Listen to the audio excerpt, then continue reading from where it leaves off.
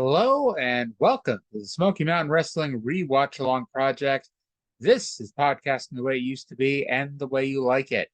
This show's production of the Something Else Podcasting Network, and it is episode number 030 of Smoky Mountain Wrestling from August 22nd, 1992, taped August 10th, 1992, at the Avery County High School in Newland, North Carolina.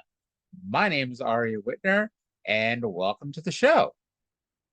So in case this is the first time you've ever listened to the Smoky Mountain Re-Watch-Along Project, basically what we do is we watch every single episode of Smoky Mountain Wrestling, beginning with episode number 1 on February 1st, 1992, going all the way to episode number 200 on November 26th, 1995.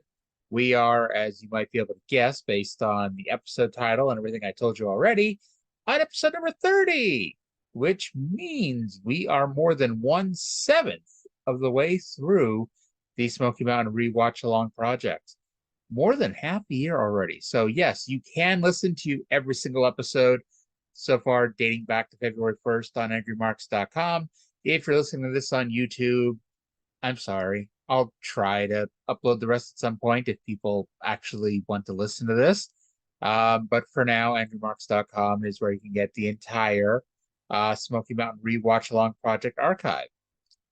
Also on this show, towards the end, we talk about what else is happening in wrestling this week, because I tell you, hey, August 22nd, 1992, you may be sitting here and going, hey, I vaguely know the time. What else is going on August 22nd, 1992?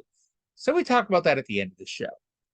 But for now, let's go to the start of the show. It's the intro with Bob Caudle and the Dirty Dutchman himself, Dutch Mantell. Hi, wrestling fans. Welcome to another action-packed, exciting hour of Smoky Mountain Wrestling. Professional wrestling the way it used to be and the way you like it. I'm Bob Caudle, fans, and we've got, as we say, a great hour in store for you this week. On today's program, we'll hear about a disturbing situation involving primetime Brian Lee. We'll see Tim Horner, and we'll also see the Rock and Roll Express in action. And we'll get an update on the efforts of Jim Cornette to secure a return match for his Heavenly Bodies against the Fantastics in our big main event. The man with the hands of stone, Ronnie Garvin, against Mr. Wonderful Paul Orndorff, and my tag partner right here, Dutch Mantell. Well, then first of all, my special guest today, making his first appearance on Down and Dirty with Dutch, will be the new Smoky Mountain Heavyweight Champion, the Dirty White Boy, and Ron Wright, and they will be talking about their quest for top competition. And what you see in my hand, we still got Olympic fever going on. So what I'm going to do today, for all the fans at home, I'm going to rate all the matches right here on television. How are you going to do that, Dutch? Write it down right here, and I'll show the people what moves, what I score the moves. All right, fans, there it is from Dutch. We're about ready for the action. Right now, let's go to the ring. So the good news is that Dutch rated himself a 10 on that introduction. But so today we're going to hear about a disturbing situation with primetime Brian Lee, and Tim Horner is going to be here. So maybe one has something to do with the other. Spoiler alert, it doesn't. Poor Tim. I know he's our whipping boy, but you know, it's Tim Horner. You know, you've sat here and you've listened to his promos. You know, like I said, his wrestling is perfectly fine. There ain't nothing wrong at all with the man's wrestling. It's his talking that we have an issue with. And so we have a disturbing situation with primetime Brian Lee. We're going to hear about Jim Cornette's efforts to get the Heavenly Bodies a title rematch against the Fantastics. And our main event is Mr. Wonderful Paul Orndorff versus the Hands of Stone, Ron Garvin, plus Dirty White Boy and Mr. Ron Wright, the Smoky Mountain Heavyweight Champion, and his Hall of Fame manager are going to be on Down and Dirty with Dutch this week. And like you heard, Dutch is going to score moves. He has a notepad, he has a marker, and we're going to go back every so often to Dutch to talk about his scores on things, and we'll let you know how that goes along. And if you thought the Dave Meltzer 5-star scale was a little biased towards people he liked, you haven't seen a Dutch Mantell grade yet. So our first match in the ring, it's our favorite whipping boy, Tim Horner, one-on-one with Mike Sampson. Mike Sampson, last seen holding a wooden board for Killer Kyle to break last week, is out first to wrestle Horner. Horner had one of his foam lightning bolts and gave it to a fan at ringside. And this kid, who just received free merchandise that if, he's had what I'm assuming is his mom there with him. If his mom paid for it, probably $5, maybe $10 in 1992. He got it for free and could not look more miserable over the prospect about getting free merchandise. Horner almost won in the first 5 seconds of the match with a schoolboy. Since his finish is a roll-up, it's the natural bridge. I personally would have marked out had that been it. Because, man, if somebody knows how to work a roll-up, it's somebody who uses a roll-up as a finish. But, oh well. Personally, I think, if that wasn't going to be the finish in the first 5 seconds, he shouldn't have fucking done it. Like, sorry. This isn't just me ripping on Horner. Brian Lee's finisher is the cancellation. If the first move of the match was him giving a jobber a power bomb, basically, and I mean, I know the cancellation isn't really a power bomb, but if that was the first move he did in the match and the jobber kicked out, yeah, I'd think, okay, then what the hell, dude? How's this cancellation really that much more effective? So Cottle and Dutch talk about Horner wanting a title shot at Dirty White Boy, because we have mentioned last week, Dirty White Boy has claimed he will take on all challengers, but apparently is hesitant to put the title on the line against Tim Horner. And I don't want to spoil anything for you, but there's probably a good reason for that, ultimately. Dutch mocks the idea that Horner should get a title shot just because he's local, and says that if we had a Texas heavyweight title, does that mean he should get a title shot since he's from Texas? Horner does a hip toss that Dutch, on his scale from 1 to 10, rates a 2.3. While controversial, it was a fine hip toss, don't get me wrong. It was a little controversial. It was only 2.3. However, especially the first move you're rating in the show, it's like, figure skating competition. It's like the fucking NBA slam dunk contest. You can't give the highest score to the first thing you see, because how do you go from there? You have to judge it based on what else you've seen. So if that hip toss got a 10, well, where the hell do you go from there? Something, more impressive later on in the show, getting a 15? Anywho, so Bob and Dutch have more opinions on whether or not Dirty White Boy should give Tim Horner a title match. Let's go to that audio. Okay, you're saying that you think the Dirty White Boy should grant Tim Horner a title match, correct? Horner's been looking very sharp lately, Okay, Dutch, and I think Ron Wright and the White Boy, they just aren't keen on granting him a title match, right? Okay, but what about the Fantastics not granting the Heavenly Bodies a title shot? What do you have to say about that, Mr. Smarty Pants? Well, look what they did to the Fantastics. Big deal!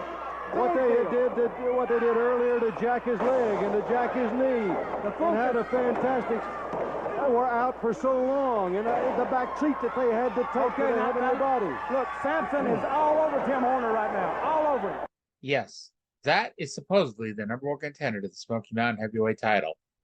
So Dutch made a good point here. He brought up how, the Fantastics, aren't granting the Heavenly Bodies an automatic return match. And that apparently is A-okay with the fans in Smoky Mountain. Now, of course, we have, Bob Cottle, our babyface announcer, pointing out that, hey, look at all these things the Heavenly Bodies did to Jackie Colton. And, Dutch has a point. So what? Hey, Bob has a point. Both have points. However, like with anything else, when you're arguing two sides of the same point, you can easily poke holes at each. And so it's kind of weird, though, that we're kind of doing the exact same angle with the only two championships in the company. And one's the babyface champion and one's the heel champion. And the heel champion is cowardly, while the babyface champion, is smart and doing things, brilliantly to get back at a heel. Dutch said that if he rated the match as a whole, it would be below 0. I believe this is where Dave Meltzer just puts a minus sign in front of the stars. Horner won with his natural bridge, which, as we mentioned, is a fine move, but he is not nearly as smooth or as fast with it as perhaps he should be. They then show Horner going to a charity event for muscular dystrophy, where Horner lost an arm wrestling match thanks to interference by a kid suffering from muscular dystrophy. So let's go back now, because please don't fall asleep on us, but Tim Horner has something to say. Hey, Tim, that's a great event and a great thing on your part to do that, and I'm sure all of the fans like I appreciate that very much. Let's get back right now, though, to talking about wrestling, and I, too, think you deserve a shot at the champion. Well, that's right, Bob. You know, that's all I'm asking for. I'm not asking for a whole lot, just a chance at the Smoky Mountain heavyweight title. I can't get a hold of the Dirty White Boy because I guess he don't have a phone, and it's obviously Ron Wright's doing his booking and matchmaking for him, so he's obviously don't want to give me a chance. But like I said, Bob, all I want is a chance. I want a chance to prove to the people and to myself that I can represent East Tennessee, Eastern Kentucky, North Carolina, South Carolina, wherever Smoky Mountain Wrestling goes. Those people are my people, and I think I can represent them well as Smoky Mountain Heavyweight Champion. And Tim, obviously, I think the fans feel the same way about it. All right, so we're going to pause it there because it's going to go into a Bullet Bob Armstrong promo, and we're going to talk about Horner first. So obviously, Dirty White Boy doesn't want to give him a title shot, and Horner wants to prove that he could be a champion for the people of the Smoky Mountain area. However, as we always point out, let's keep Horner to 30 seconds or less.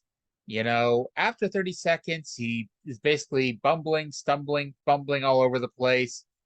And yeah, especially right after a match where he's winded and he's sweating, and you know, let's not put a microphone right in front of his face. Give him a minute to, you know, think about what he actually wants to say, pre-recorded. I get it, he's a babyface. I get you have to give him promo time, but does it have to be, you know, in front of the people? Does it have to be longer than 30 seconds? No, it really, really, really doesn't. Back to Bob Caudle, who Bullet Bob Armstrong is walking in from the right as Tim Horner leaves behind the left. Commissioner Bob Armstrong, Commissioner. I just wanted to show everybody. What the heck is All that? right, this is a wanted poster. I found this is on walls on both dressing rooms for the last 2 weeks. The walls have been covered. What it is a wanted poster for Brian Lee, and I just want to read instead of telling everybody. Let me read what it says. $10,000 in cash will be paid to the man who injures Brian Lee to the extent that he is unable to continue to compete in Smoky Mountain Wrestling. This offer is valid until the deed is done. This is trash. We don't need anything like this in Smoky Mountain Wrestling. I want to tell you, Brian, I'm glad you came out here. I'm going to do my best to find out who's at the bottom of this, and I'll do my best to take care of it for you, son. And I'm going to be right there with you, Bob. I'll tell you what, you know what a man would do for $10,000? I don't know who's at the bottom of this. $10,000 is a lot of money. Not only do I have to worry about getting my title back from White Boy that he stole, I have to worry about men hitting the ring. I have to worry about him hitting me with boards. I have to worry about him bringing a gun to the ring. Obviously, someone in Smoky Mountain Wrestling scared of me. But I'll tell you what, boys, and this goes for everyone in the dressing room. If you want some of prime time, I'm not hard to find. I'm not hiding. I'll stand right in your face. And if you want some of me, you better bring a lunch because it's going to be a long day. From Primetime Brian Lee, fans. All right, so we have a disturbing situation. Somebody has plastered the walls of both dressing rooms with wanted posters. Somebody is putting a bounty out on the head of our former Smoky Mountain champion, Primetime Brian Lee. They're offering $10,000 in cash to anyone who injures Primetime Brian Lee and makes it so he has to leave Smoky Mountain Wrestling. You heard Brian Lee come out. He talks about how he's had to worry about White Boy, about getting his title back, and now he has to possibly, you know, deal with people bringing a gun to the ring. Now, I'm just going to say this as someone who's taken 5.5 bumps in their life. If somebody gets in the ring with a gun, leave. Do not take Brian Lee's advice and get up in their face. That is a bad thing. I'm sorry if someone is that crazy that they're going to bring a gun to the ring. They're crazy enough to use it. All right, but that that is going to be interesting, and we're going to see how that plays out. Now, this, I got to warn you, it takes a little while for this one to play out. I don't know the exact date, but I think it's not until November that we find out who's behind this. I could be wrong. Maybe I'm thinking about a different angle. Maybe next week we'll get the resolve of this. I don't think that's what happens, but we'll see. So we go to commercial. We come back from a commercial, and the Heavenly Bodies and Jim Cornette now have something to say. Now let's hear these words about the tag team situation from the Heavenly Bodies and the Fantastics. All right, guys, I got to ask you one question. I've taken the step of doing something I haven't done in a long time. I've called home. I've asked Mama for cash. She's putting up $10,000 that says we can take the Fantastics. Now, I'm asking you, can I put my faith in you that her $10,000 is going to be safe? Jimmy, we'd kick their cans for free, but the fact that your dear, sweet mother put that money up is even more incentive for us to kick their butts, right, Tom? They don't have nothing to worry about, Jimmy. We're not only going to take your mom's money and not do nothing with it, we want our belts back. Okay, you cowards, that's the story. $10,000 on the line, brother. We're putting it up. Give us a title match. Jim Cornette and Heavenly Bodies, you talk about a rematch. Well, I tell you what. Not too long ago, you injured my knee. You put the Fantastics out for a while, and you made us wait.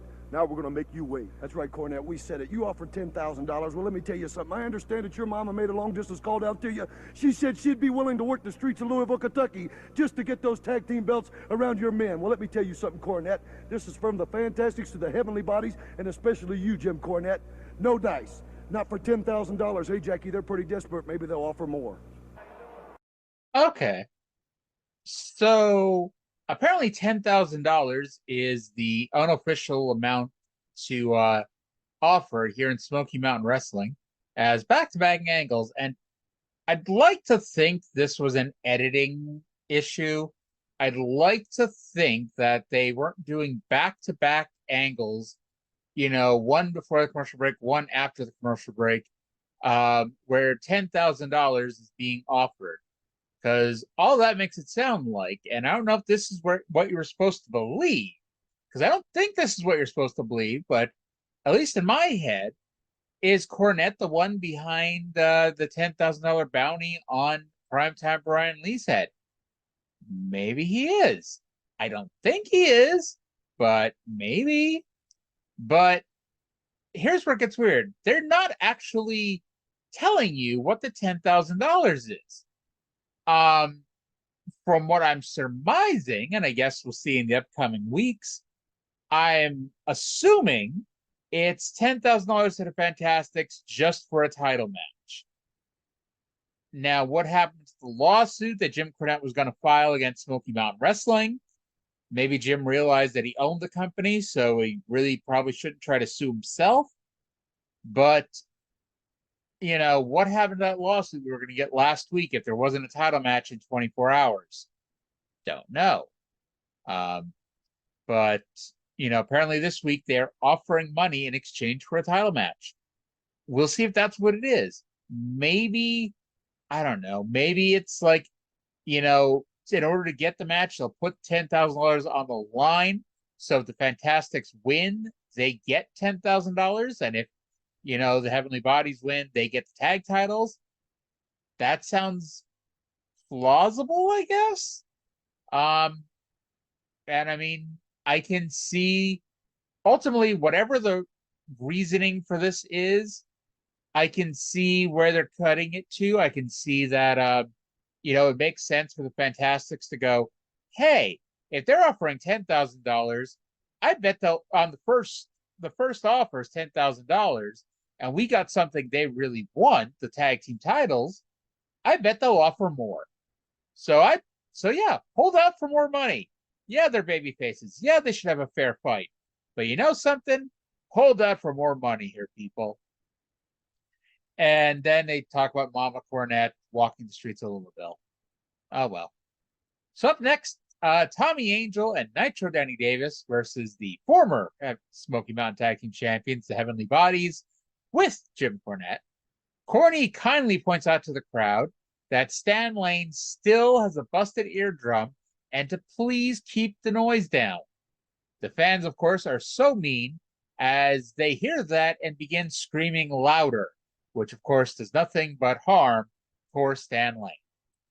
Stan does a reverse neck breaker that Dutch rates at 9.8. Caudle was gobsmacked that was worth such a high score. Angel was not the only person who got to shine. I'm sorry, Angel was not only the person who got to shine, but also got the hot tag. Danny Davis, who, again, he gets about half of a push. If you recall, what's his name on Mid-South Wrestling? Oh fuck, I can't think of his goddamn name, but we had a jobber on Mid-South Wrestling a few months ago who, on 1 week's episode, he got his ass kicked in one match. They went to commercial, came back, and then it was the angle where Ernie Ladd was coming out at the end with a new tag team partner to take on Akbar's men. And so Ernie Ladd wasn't wrestling a random singles match.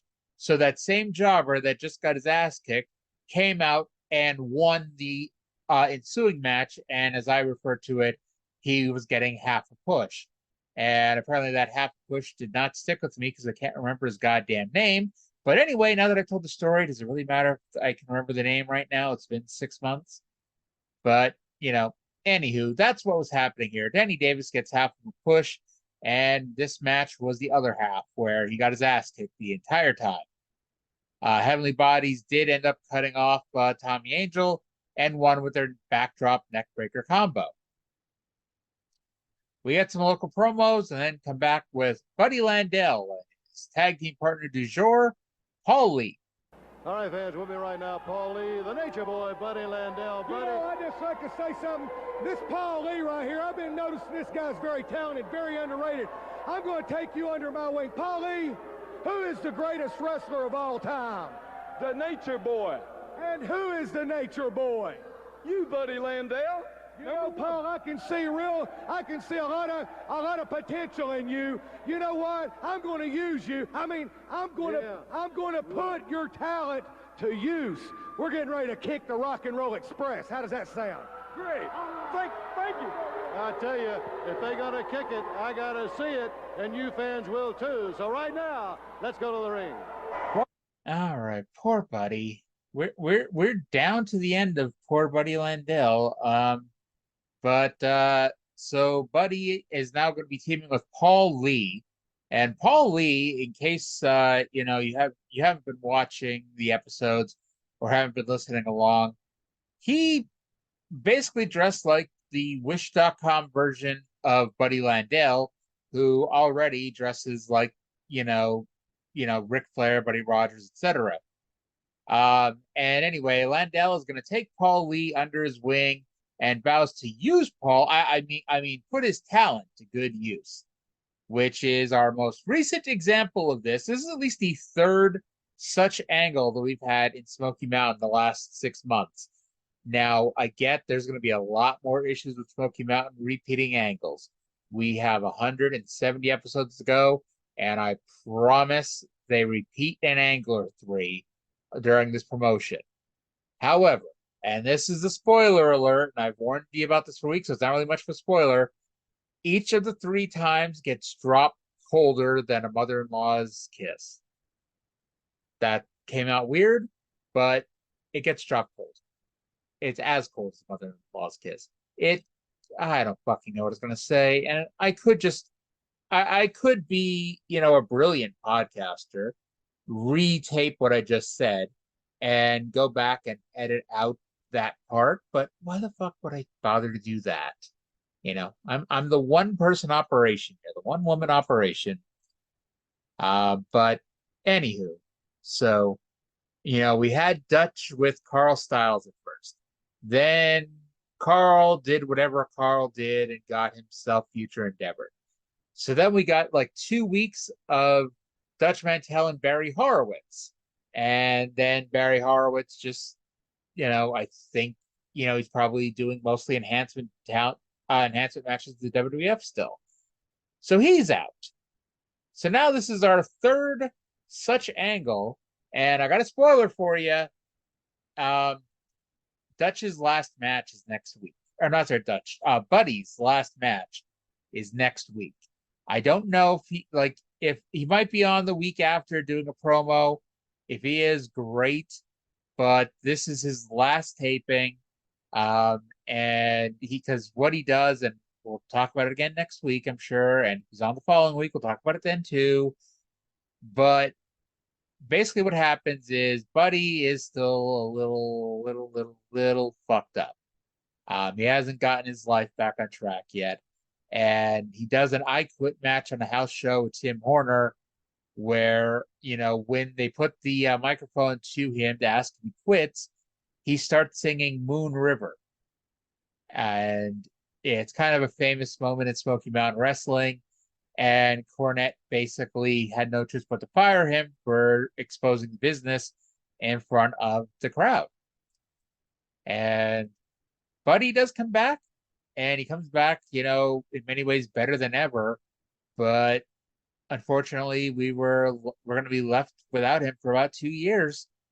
But thank you for the first 6 months, Buddy. That's all we'll say for now. Too bad there was one time they had a local promo with him and Dirty White Boy, and it was just fucking phenomenal. And unfortunately, we haven't had those two together ever since again. But as you may have heard during that promo, Paul Lee and Buddy Landel were going to the ring to do battle with the Rock and Roll Express. This is the first official TV match for Rock and Roll Express.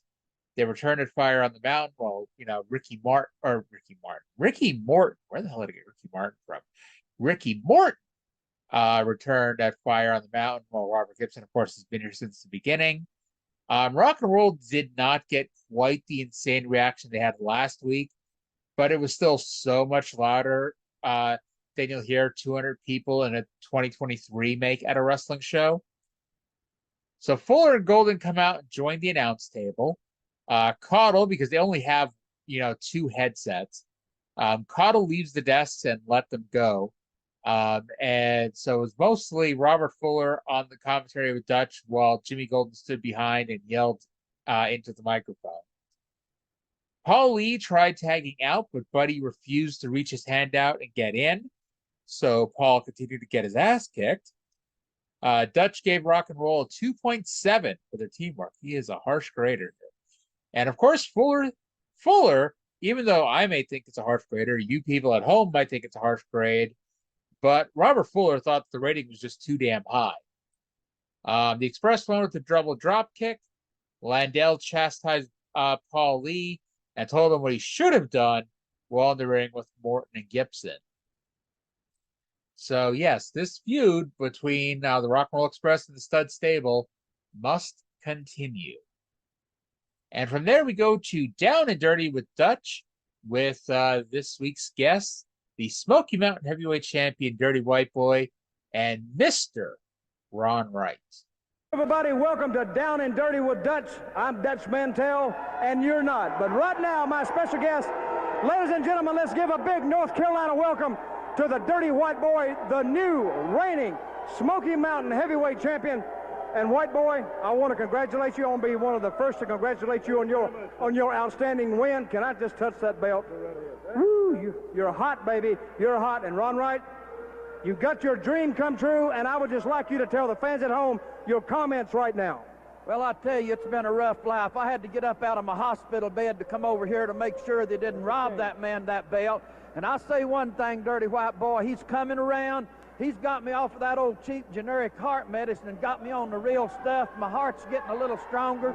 And we're getting money in the bank now to have this hip implant surgery. And it won't be no time to this Dirty White Boy. And I'll tell you, especially since we've got this big heavyweight championship belt here, this thing brings us in a lot of money. I'll have that hip surgery and I'll be back on my feet and probably be up there able to kick somebody's head off when they go to mess with my man up there. I'm just tickled to death and so happy I can't hardly stand it, but I still have to carry my heart monitor this in case. I do a lot of praying to the good Lord not to let me have no more of these spells, but I can't control that, but I hope we're getting them under control. All right. Now, White Boy, let me ask you right now, a lot of people saying a lot of bad things about you. What do you think the future holds for the Dirty White Boy? The future holds for the Dirty White Boy nothing but greatness. That's all that is coming my way, and that's all that's coming Mr. Wright's way. Now, Ron, I made you a promise that I would get this title, and I've got it. Now we're going to have all your operations. They can cut you from stem to stern, and before you know it, you're going to be out of that chair. And another thing, I'm not going to be like the former champion, Primetime Brian Lee. I'm going to be a fighting champion. The kind of champion that will go against such people as Ronnie Garvin, Paul Orndorff, the Rock and Roll Express, the Heavenly Bodies, the Fantastics. It doesn't make one bit of difference who you stick in that ring against me, because the bottom line is, when I walk out, I will still walk out the Smoky Mountain Heavyweight Champion. And Dutch, I'd just like to say one thing. It's been a pleasure and an honor being out here with you on your program. Thank you very much. But let me ask you one question before you go. What is your reflection on giving Tim Horner a championship match? He's been bumping his gums. What do you think about Tim Horner? Well, Tim Horner, I hate to tell you, son, but you're not in the top category that it takes to get a shot at this title. So I don't see you getting a shot no time in the future. I'm sorry, son. You haven't proved nothing to me. All right, there you had it, fans. The Dirty White Boy and Ron Wright giving their unbiased opinions on the heavyweight championship scene right here in Smoky Mountain. Fans, don't go away. We'll be back in 2 minutes. All right. So, Mr. Ron Wright, you got to feel bad for this, this wonderful old man who, he needs a heart surgery, he needs hip surgery, but he gets himself out of the hospital bed.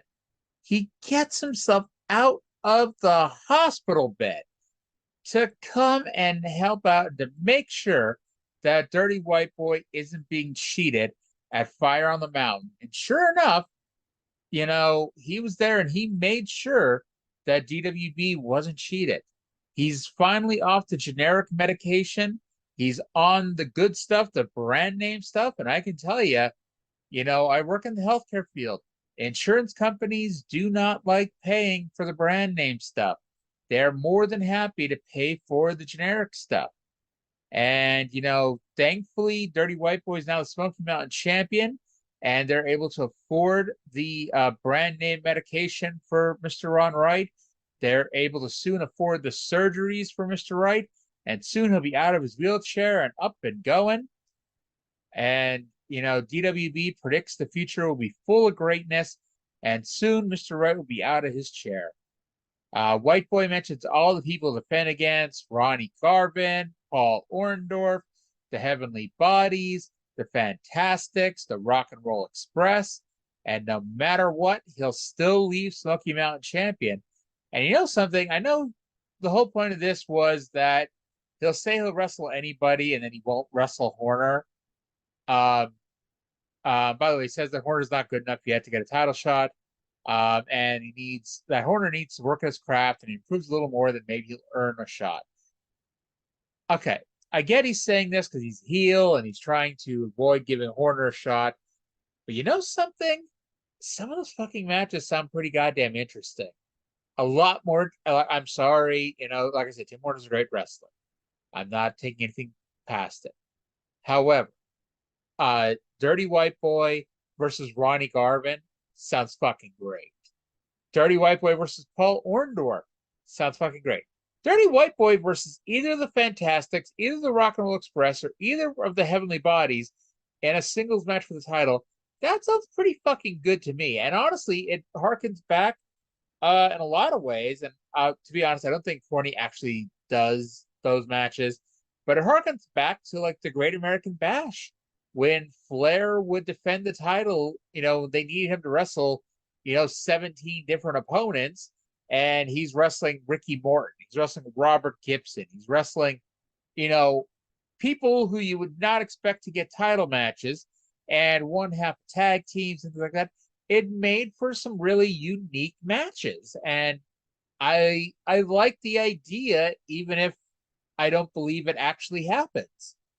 But, now that they got me thinking, man, that sounds fucking great. Now I'm like, damn, I wish I had that in my life here.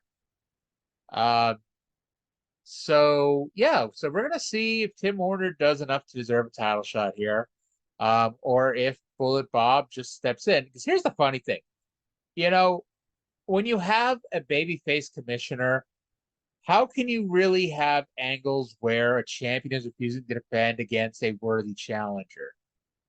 Because that's the way I look at it. It's like, you have a babyface commissioner, even just like the unknown matchmaker, like when Jack Tunney was WWF president, and in theory, he's the person that's making the matches. You never had an angle where the champion refused to defend against a top contender because it's not the champion's prerogative. Like they still have to agree to the match, but it's still the matchmaker who can just make matches. And this is something that's loved to this day. It doesn't really make sense, especially if at the end of the day, all they do is just have the matchmaker come out and say, yeah, well, guess what? You're going to have the fucking match anyway. Up next, we had the back of Robbie Eagle's head versus primetime Brian Lee. Someone please tell Robbie Eagle where the hard camera is.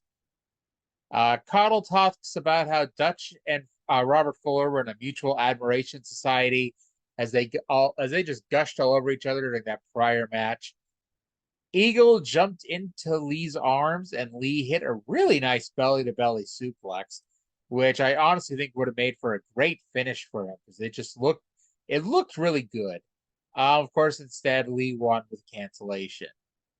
After the match, remember our weird-looking white bald guy from last week? He's back. The boy's got to be worried. What the heck is this? Hey, there's that, whatever it is again, coming after Brian Lee. There's that guy again. Where in the heck does the guy come from? He's not in the dressing room. He's not a wrestler. He wasn't in the audience. The guy came from outside somewhere. Look at him. Just really going to work now in primetime Brian Lee. Who is that guy? I think the dirty white boy has got to be worried. I don't know whether he's behind this. Jim Cornette's behind it. Ron Wright. And out of the ring he goes, and the guy's leaving. We're going to take a break, fans. We'll be back. Who is that guy?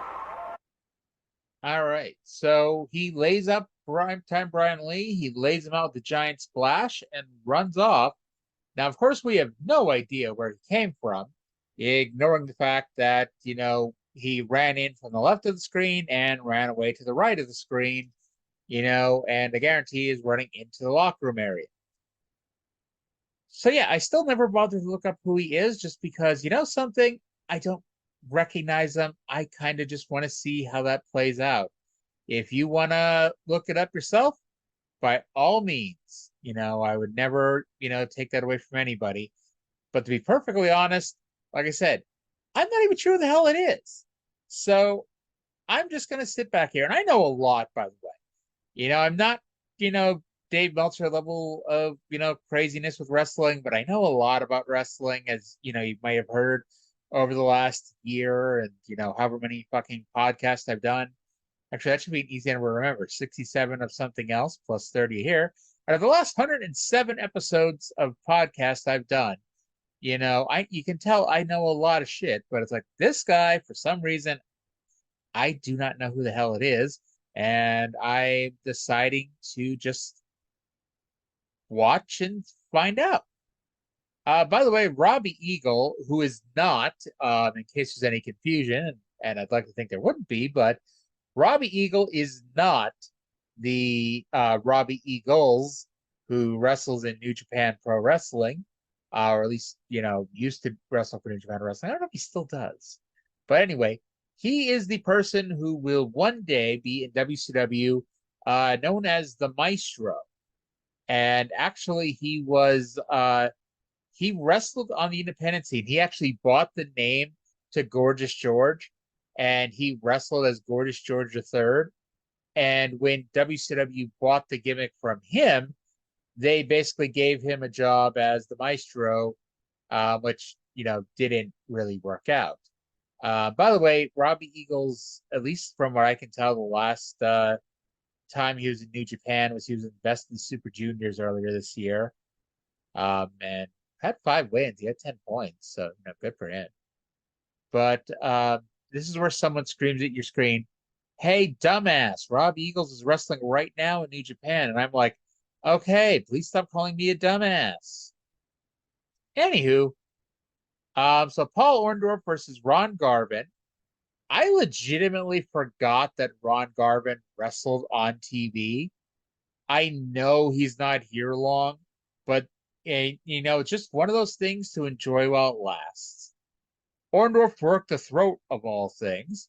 He dropped the forearm across the throat and then would do multiple thrusts to it. Orndorff had Garvin in the corner and was warned about closed fists, but he ignored Mark Curtis's warning. So when he wound up again, Mark actually grabbed his fist and didn't allow the blow, which led to a comeback by Garvin. Garvin went for the pile driver, but he was warned about it, and Orndorff backdropped out of it. They exchanged roll-ups before Orndorff signaled for his own pile driver, but Garvin hooked the ropes something fierce until he backdropped Orndorff into the turnbuckles. Garvin slept on the sleeper, and Orndorff, by the way, was out for 3 arm drops. So this is not the first time we've seen something like this happen on Smoky Mountain. But the arm goes down 3 times, but Curtis ignored it because that wasn't the finish of the match, and the match continued. Garvin got a cover, and Orndorff got his foot on the ropes, so Garvin hooked both legs, and Orndorff got his foot on the ropes, so Garvin hooked the leg. Orndorff got the other one on, so Garvin hooked both legs, and Orndorff got his hand on the ropes.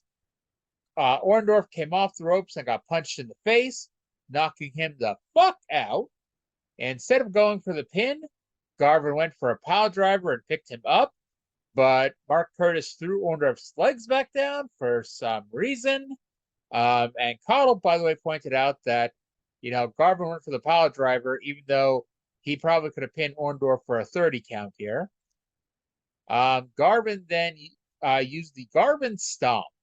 Do you remember when Randy Orton did that, and it was like the most boring-looking move in the history of professional wrestling? And in theory, it's not exactly the most exciting move, but, it is what it is here. And, Garvin made it look good. He made it look like he was actually, stomping away at the guy. And in case you don't know what that is, it's basically you walk around the body and stomp each extremity. You stomp each arm, you stomp each leg, you stomp the head at the end. And if you do it right, it looks great. Orton looked bored as fuck doing it, and it looked boring as hell when he did it. Orndorff used a headbutt to the groin to take back over. There was no meat slapping in this one. It was not big, meaty men slapping meat, but it was just 2 veterans closer to the end of their career rather than start, and not just mailing it in. Orndorff signaled for the pile driver again, and Curtis threw Garvin's legs down when Orndorff went for it, and eventually PO got PO'd and shoved down Mark Curtis for the DQ. After the match, Paul Orndorff assaulted the guardrail with a chair. That guardrail has a family, damn it. Ultimately, and I know Dutch gave up the ha-ha at this point, so we had a serious match that the announcers took seriously, and Dutch Mantel didn't sit here and say, "Oh, I'm giving this one a 7.3." But you know something? This was a really fun fucking match, and if you have the chance to watch it, I'd recommend it, even with the shit finish. But Garvin and Orndorff, like I said, it's 2 veteran wrestlers, who know how to work, and they work really well together, and it showed here. So after the match, after the commercial, we're going to end the show with a Ron Garvin promo. I know you didn't want to win it that way. Bob, you wanted to take him out. this thing is getting out of hand completely. First, I was involved in Smoky Mountain Wrestling because they called me.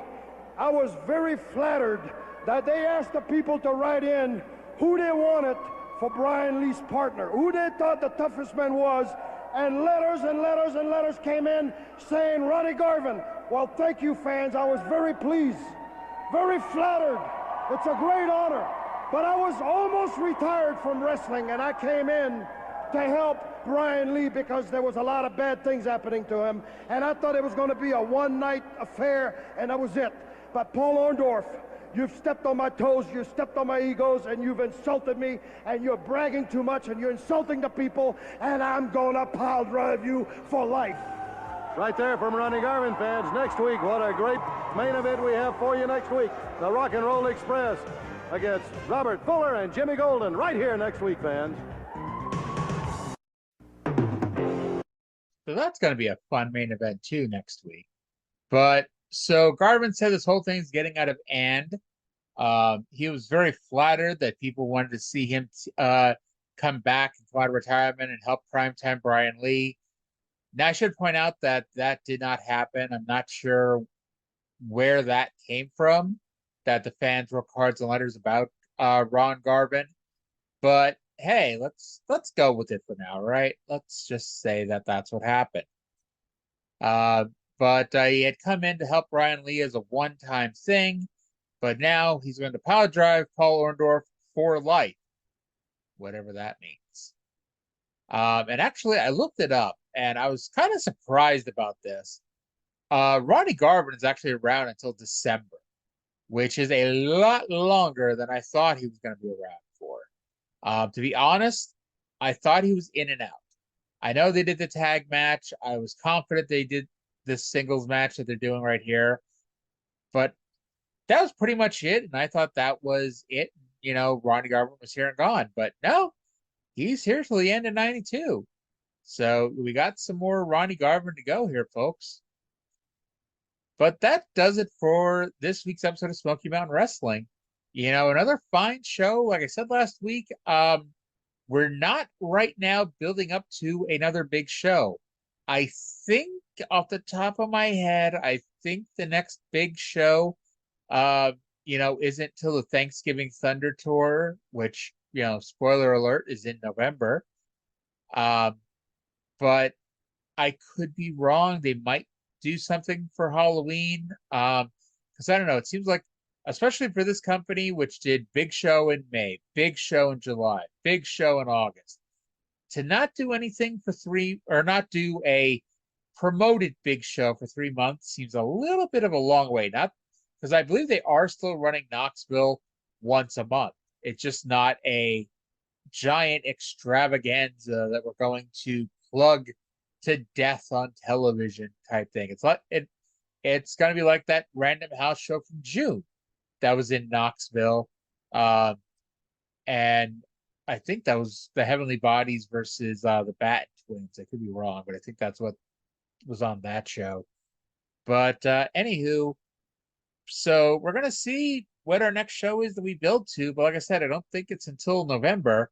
But, between now and then, a lot happens, a lot changes. And we're going to see how that goes.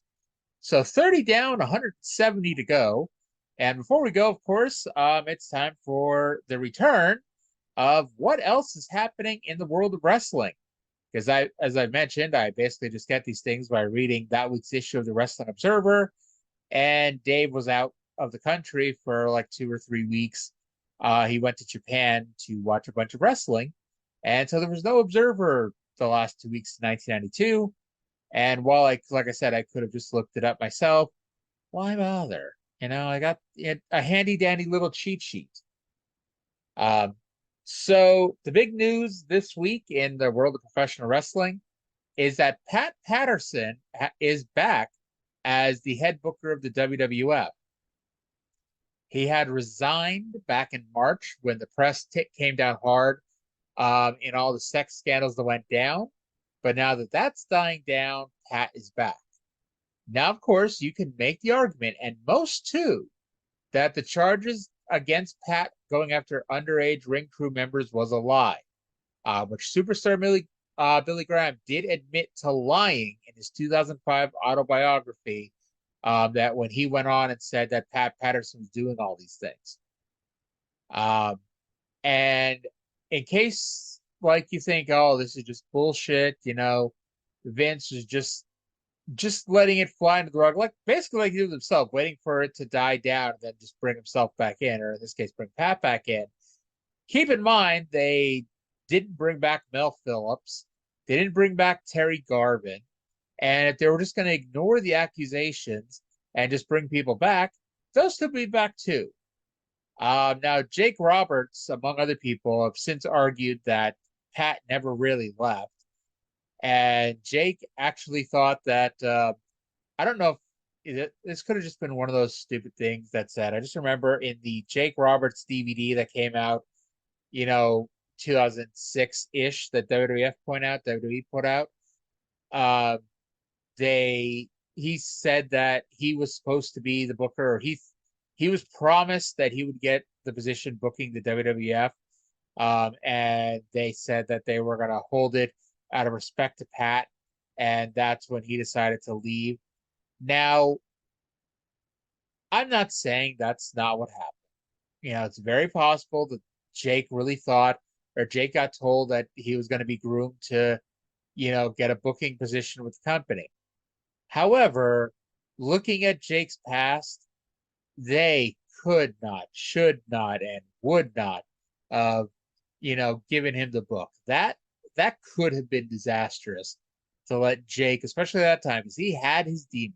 And thankfully, he got clean. And I'm really happy for him. And I hope, I don't know the struggle of getting off drugs. I know the struggle of other addictions and fighting those. But I know it must be hard as fuck. And good for him to finally kick the habit, or appears to finally kick the habit. And hopefully he's able to live out whatever ends up being the rest of his life, and stay clean along the way, dude. However, in 1992, that was not Jake Roberts. 1992, Jake Roberts, he quit the WWF. He flames out. He's in WCW right now, but he flames out of WCW. And we're actually going to see him here at Smoky Mountain. It's either next year or the year after, where he's going to be in Smoky Mountain, and he flames out of that. So, it is what it is there, but I'm not foreseeing that as a thing. The USWA has become a feeder system for the WWF and is essentially filling roles that would later be done with more success by OVW. It's essentially a developmental company. It's a place to send green wrestlers to get experience and try out gimmicks. Now, we all remember some of the horrendous gimmicks that made their way to the WWF television over the next few years. So it's not like any of these trying out are going to do anything to stop the horrendous gimmicks from getting on television. And I think if that's what it was, like, let's say, the horrendous gimmicks that we saw on WWF television, 93, 94, 95, 96, let's say they all got tried out in the USWA first. Imagine what gimmicks didn't make it out of Memphis. Because we saw some really shitty shit there, for a few years. Morale in WCW is sinking to new lows, with Bill Watts pulling guaranteed contracts and instead offering a lot of guys per night deals. The problem with per night deals is they're not coming with a guaranteed number of dates. So when you're offering someone $300 a night, or even $500 a night, but they're not booked the majority of the time, and they're basically on standby and saying, hey, you can take independent dates, but if we need you at the last minute, you need to cancel and be at your WCW bookings. So that's leading to a lot of distrust among talent with Bill Watts. I imagine, I don't think top guys were getting their thing out. I think, especially Sting. Sting was keeping with with his guarantee deal. Vader, I know, because Vader would have just left and gone back to New Japan. And I'm sure, I can almost guarantee, all the actual top guys were kept under guaranteed contracts. But in theory, the only way you could really, make sure that, the only way that you could make sure that those per night deals worked is if you were a top guy, because you knew you were going to get work every night. But they weren't going to be on per night deals. And not saying this is what kills Bill Watts, but, if the talent hates you, then it's going to suffer on screen, no matter what. Plus, the no leaving until the end of the show rule is pissing people off, since it really isn't conducive to family life, especially for undercard guys and opening match guys who now have to stick around for 3 hours until the show is over. Yeah. Now, Japanese wrestling fans, this one's for you. G1 Climax 2 has come to an end. I think we're at G1 Climax like 32 now, 33, something around there. But G1 Climax 2 has come to an end, and Masahiro Chono has won his second straight G1 and won the NWA World Heavyweight title, beating Rick Rude in the finals in what was a Best Match of the Year candidate. They will go on to wrestle each other at Halloween Havoc 1992 in a Worst Match of the Year candidate, which the NWA title in WCW is like in 92 is a funny lineage, because not only do you have this Chono Rude thing where they had a match of the year once and then a worst match of the year in WCW, not quite to that extreme, but later on in the year, they have Chono and the Great Muta wrestle at Starrcade for the NWA title, and the match is all right, but it's nothing special. And then a week later, they're at the Tokyo Dome on January 4th and have a fucking baller of a match. So it's just funny. And then Great Muta's in, and he loses the title to Barry Windham. Barry Windham loses the title to Ric Flair. Ric Flair loses the title to Rick Rude. All matches that sound so much better than they really were. That's the funny thing. All those matches sound so much better than they really are in execution. And if you don't believe me, go watch them.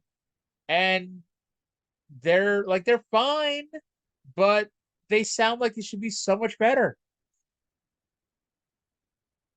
So that's it for this week's episode of the Smoky Mountain Re-Watch-Along Project.